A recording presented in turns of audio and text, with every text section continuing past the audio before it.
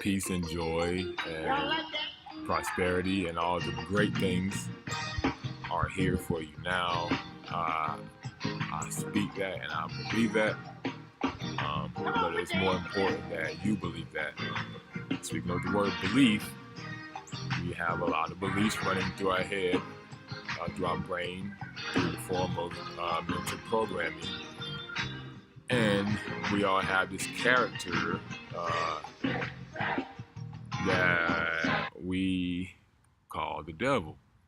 And we spend a lot of energy, we waste a lot of energy and time fighting this entity that we create or we are letting exist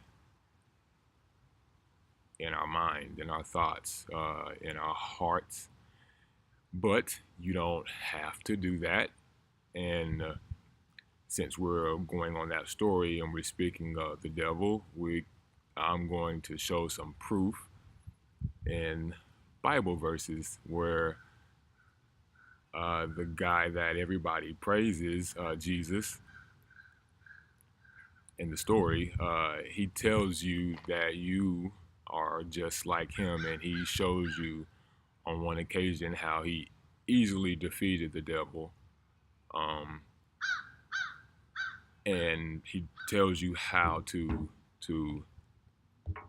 be like him, and it's not that hard. So just getting started, we'll stick with one chapter so you can get all the references there, and it's only like 6 verses that you really need to look at. So with some background, we'll start with Lucas chapter 2, 41 through 51. Mary and Joseph were looking for Jesus, and a lot of us already know these stories. Once I start to say these stories or repeat the verses, even if you don't know the actual chapter and verse, you know what is being referenced because we've heard these stories over and over, but we just haven't applied it correctly. Lucas chapter 2, 41, 51. They were looking for Jesus. They couldn't find him. He was a kid in this story. He was whatever. I don't know how. It doesn't say the age. When they finally found him, they asked, "Hey man, like any parent would do, like, hey, what's going on? You scared us. Why did you run away from us like that?"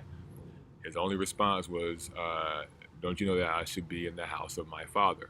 So the point of that is saying that he started declaring who he was at an early age, just like you can declare who you are. Lucas chapter 4, verse 1 through 13.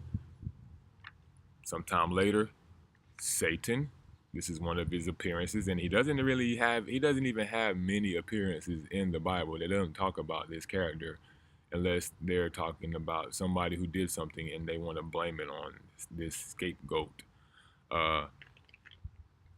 Jesus takes Satan, or Satan takes Jesus to a high place.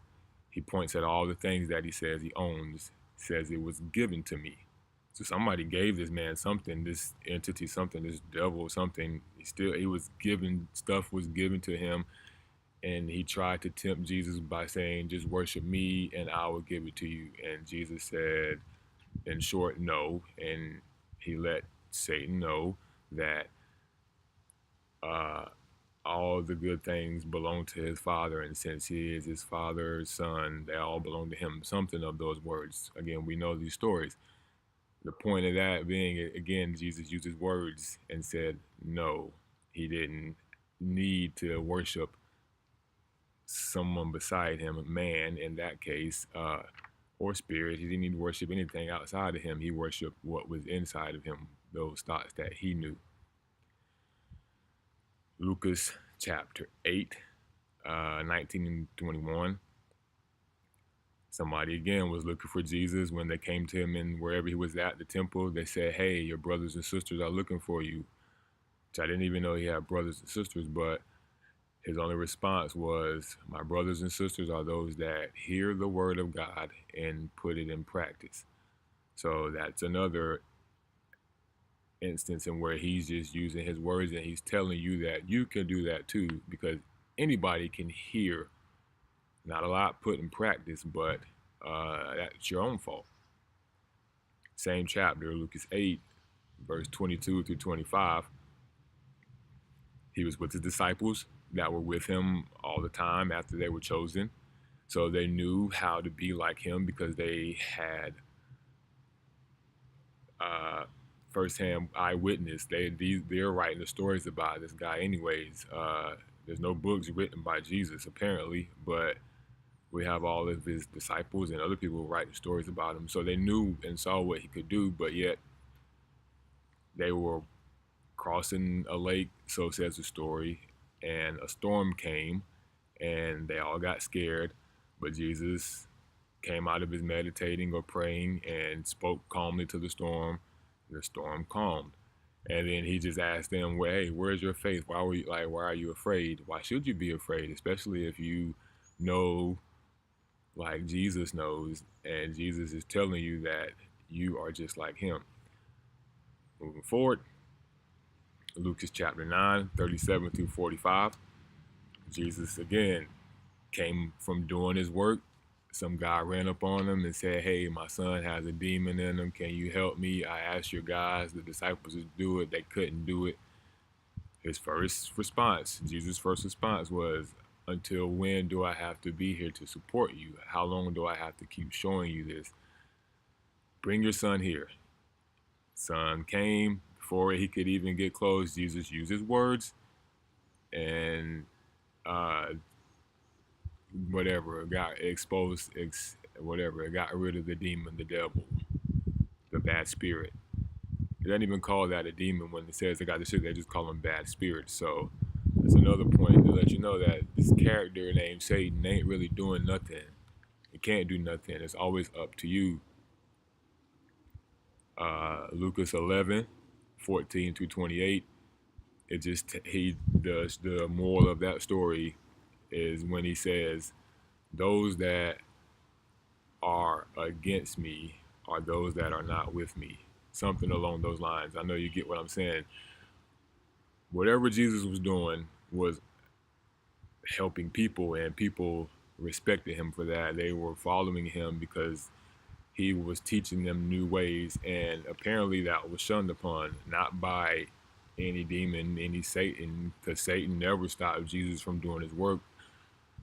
Those that stopped Jesus from doing his work were the lawmakers and the judges and the priests of that time. Satan didn't put him on the cross. It was the Romans and the policemen and all those guys that did it following orders. I'm not saying that those guys are bad, but again, there's just no point in blaming this character anymore that we call Satan, because you are wasting your time and your energy doing that. Lucas 22, since everybody likes to talk about Judas and how he betrayed Jesus, the very first verse in that, Lucas 22, verse 1 through 6, it just says, Judas was filled with the spirit of the devil. So even in all that praying and fasting and meditating that I'm sure they were or were not doing, on 2 occasions it shows you that Jesus was with Satan and Judas was with Satan. Jesus chose to say no. Judas chose to accept it. So Satan really doesn't have anything to do with the story. It's just an excuse to put the accountability on someone else, and it always keeps you looking outside of yourself. If you can always blame somebody, then it's never going to be your fault, and you can always, again, play the victim role. And playing the victim role is terrible, and you should get up and do something about whatever it is that you want to do something about. And you don't need to blame anybody anymore for your mishappenings except for yourself, because it is always you. It's always been you, and it will always be you. So choose wisely.